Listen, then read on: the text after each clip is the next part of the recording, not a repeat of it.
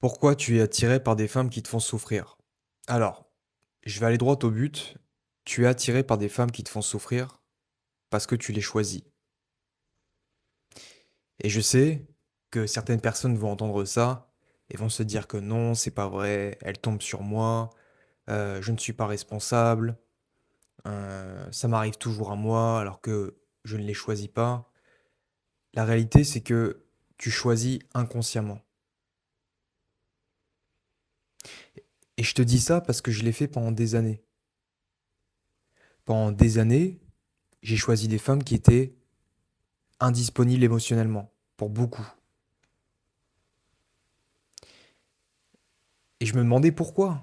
Je me disais pourquoi je répète les mêmes schémas dans mes relations, pourquoi toutes les femmes que je semble rencontrer, même si elles ont des visages différents, euh, semblent reproduire le même scénario avec moi. Et que moi je me retrouve à reproduire des comportements où je perds complètement le contrôle, où je deviens anxieux à longueur de journée,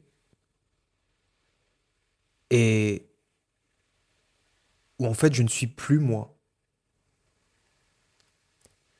Donc je me posais cette question, pourquoi je répète toujours le même scénario? C'est comme une pièce de théâtre, tu sais, au bout d'un moment, où tu sais déjà à l'avance comment ça va se passer.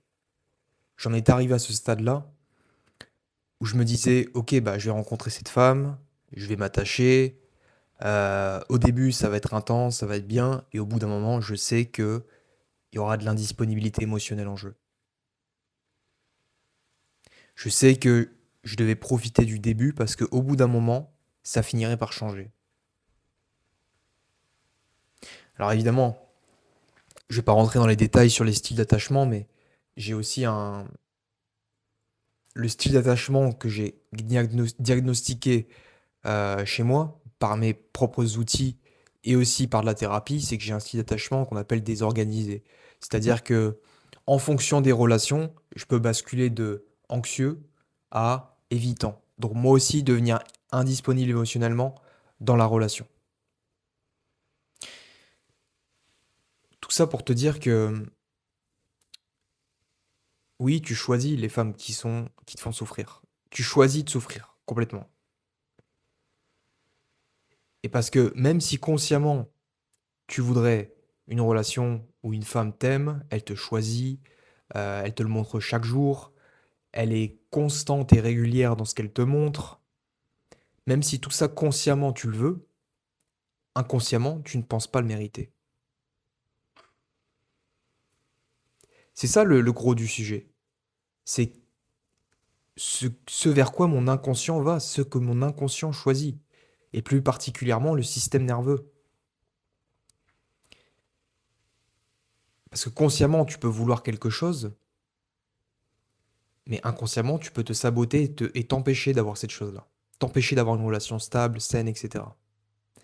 Et donc, si c'est ton cas et que tu attires des femmes indisponibles émotionnellement, c'est que ton système nerveux retourne systématiquement vers ce qui lui est familier. Il retourne vers l'indisponibilité émotionnelle. Probablement que dans ton enfance, tu as évolué avec un ou des parents qui étaient, à leur tour, indisponibles émotionnellement. Évidemment, il y a plusieurs cas possibles, mais c'est possible que ton père était absent euh, émotionnellement, physiquement. Bon, dans ces cas-là, c'est souvent la blessure de la mère qui va jouer. Mais pour prendre le cas de la mère, c'est possible que tu aies évolué avec une mère qui était soit étouffante, qui t'a étouffé, qui a voulu te surprotéger pendant ton enfance, ou bien une mère qui était euh, irrégulière dans, dans ce qu'elle te montre, dans son amour, dans ses émotions. Et cette irrégularité a fait que tu ne savais pas à quoi t'attendre. Un jour, on me donne de l'amour, un jour, on m'en donne plus, je ne comprends pas. Et cet état avec lequel tu as évolué, qui te met en état d'hypervigilance, qui te fait te questionner en permanence si une partenaire va être disponible ou indisponible émotionnellement. Et c'est là par la même occasion ce qui te fait entrer en état d'alerte, ce qui te rend anxieux concrètement. Parce que très souvent, euh, l'anxieux va attirer une partenaire évitante. On va, si tu veux, avoir une sorte de match des blessures émotionnelles, euh, et les deux vont mutuellement s'activer. C'est-à-dire que l'anxieux va demander plus de réassurance, plus de sécurité, plus de démonstration, et l'évitante, qui est indisponible émotionnellement, au début, elle peut le donner. Au début, elle peut montrer qu'elle est disponible. Mais au fur et à mesure du temps, quand la relation s'intensifie en termes d'engagement, en termes de compromis, en termes de profondeur émotionnelle et relationnelle, eh bien, très souvent, c'est là que l'évitante commence à se retirer de la relation. Et c'est précisément à ce moment-là que l'anxieux est activé, qu'il ressent encore plus ce besoin d'être rassuré, qu'il n'obtient évidemment pas, et qu'il se met à paniquer, qu'il va envoyer plusieurs messages. Ou bien il peut très bien aussi se contrôler, extérieurement et ne rien laisser paraître, mais intérieurement, il est complètement déstabilisé, il est bouleversé. Ses journées se résument à penser à ça.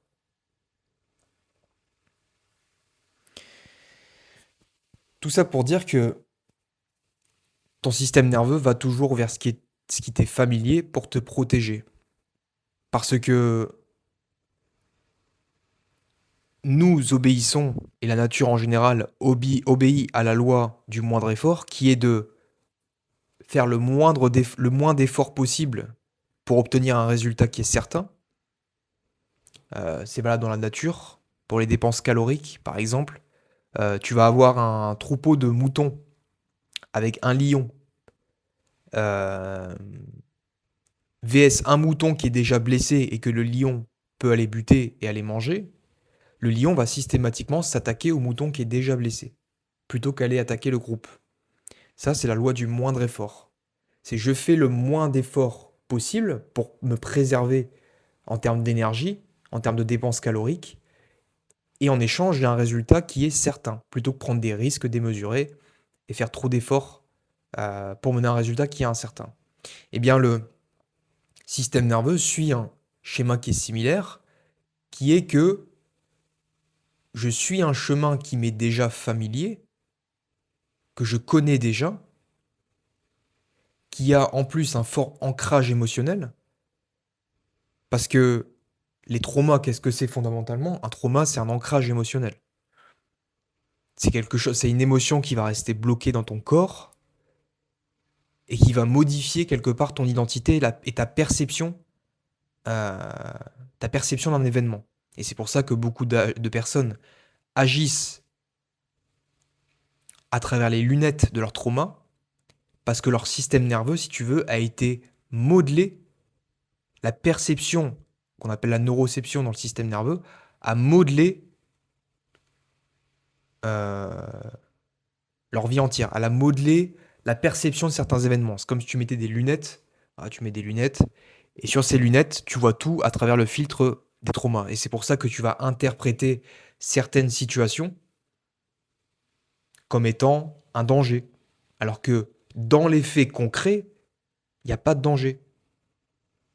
C'est simplement ta perception à travers le trauma.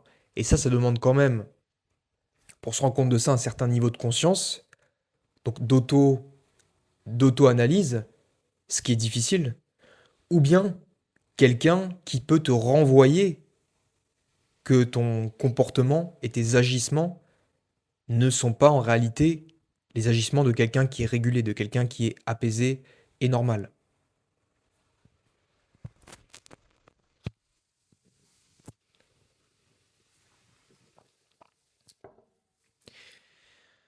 Bon, tout ça pour te dire que ton système nerveux, aujourd'hui, clairement, si tu t'es reconnu dans cette vidéo, est en train de choisir des partenaires qui sont indisponible émotionnellement parce que pour lui, c'est quelque chose qui est familier, normal.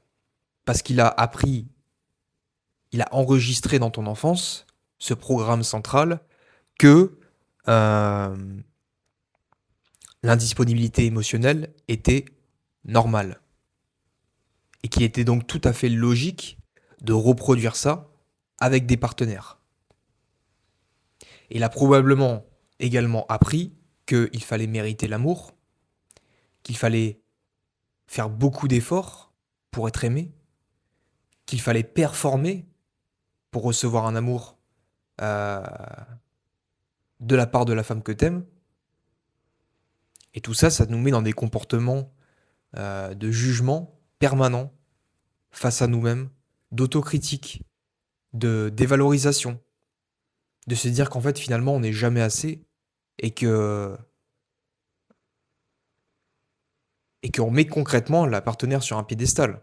On va pas se mentir, on la divinise. Parce que par définition, si tu te dis que tu dois mériter, que tu dois travailler pour obtenir un amour, mais l'autre personne n'est pas dans cette dynamique-là. Surtout la personne évitante. Et donc on est dans une dynamique, on rentre dans une dynamique de pouvoir, dans une relation, ce qui est extrêmement malsain, où en fait on met sa partenaire sur un piédestal et on fait tout, on se sacrifie, on s'abandonne pour mériter son amour. Maintenant, comment tu peux faire concrètement pour changer ça? Eh bien déjà, je t'invite, c'est ce qu'on voit dans le protocole corps avec les élèves que j'accompagne. En fait, il y a 3 étapes. La première, c'est identifier d'où viennent ces schémas. Identifier concrètement, tu peux faire de la thérapie, hein, ça peut t'aider à comprendre. Tu peux lire des livres également, ce que je te recommande. Identifier, chercher à comprendre d'où vient ce schéma que tu répètes. Et dans l'extrême majorité des cas, c'est un trauma qui a été développé pendant ton enfance. Donc essaye déjà de relier ça à l'événement central de ton enfance. Qu'est-ce qui a... Enfin, central ou répétitif, hein. C'est souvent d'ailleurs plusieurs actions répétées qui font qu'on enregistre, qu'on est programmé à croire certaines choses. Donc cherche ça, fouille ça. Qu'est-ce qui, dans ton enfance, t'a fait penser que l'indisponibilité émotionnelle était normale? Cherche du côté de la relation à ta mère, notamment. Ensuite, rattache ça à une croyance. Tu te dis sûrement des choses tous les jours vis-à-vis des relations.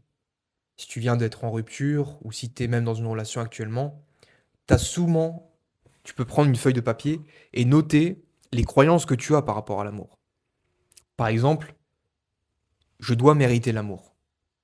Je dois faire autant d'argent pour être aimé. Je dois faire ci, faire ci, faire ci, faire ça pour être aimé. Note tout ça et analyse un petit peu ces croyances-là. Parce que je peux te garantir, même si tu t'en rends pas compte aujourd'hui, que ces croyances ne viennent pas de toi. Ces croyances ne sont pas de toi et elles ne viennent pas de toi.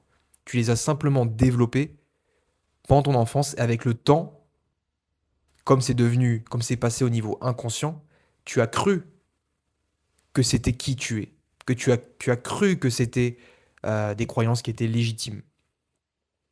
Et ces croyances sont encore plus puissantes quand quand on vit des expériences qui vont refléter la véracité de ces croyances.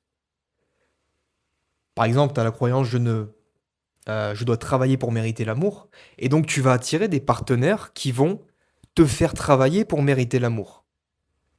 Et donc, elles vont confirmer cette croyance, elles vont renforcer cette identité de lutte, de je dois travailler très dur, je dois lutter pour mériter l'amour.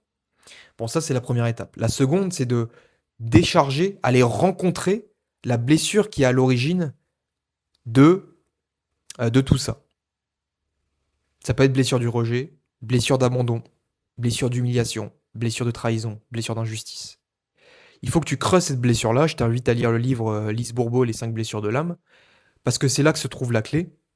Il faut décharger cette émotion en la revivant et en restant présent à travers la somatique et à travers le breathwork, ou à travers le breathwork. Il y a d'autres outils aussi, évidemment, hein, mais moi, c'est les outils que j'utilise. Pour rester présent avec cette émotion, en toi, dans ton système nerveux, et la revivre pour que ton système nerveux comprenne que ce n'est pas un danger et qu'il arrête de percevoir ces émotions que tu t'empêches de ressentir comme étant un danger. Ça, c'est la seconde étape. Et la troisième étape, c'est réécrire une identité. Parce que tu ne peux pas changer d'identité si tu as encore les croyances de l'ancienne. Donc il faut créer une nouvelle identité, notamment à travers un shadow work approfondi, à travers ton rapport au père, ton rapport à la mère, pour en fait te désidentifier de tout ce qui a fait aujourd'hui que tu attires ces femmes indisponibles émotionnellement, pour ensuite aller vers une identité qui est plus souhaitable. Ce qu'on appelle du coup la réécriture identitaire. Voilà. Si tu veux bosser avec moi, réserve un appel, pas forcément bosser, mais simplement avoir une conversation sur tes problématiques actuelles. Tu peux réserver un appel, c'est en bio. Et sinon, tu peux faire le quiz qui est dans la bio pour aller un petit peu plus loin, un quiz gratuit qui va t'aider à identifier le style d'attachement euh, qui est présent dans tes relations et comment travailler un peu plus de manière approfondie là-dessus. Ciao.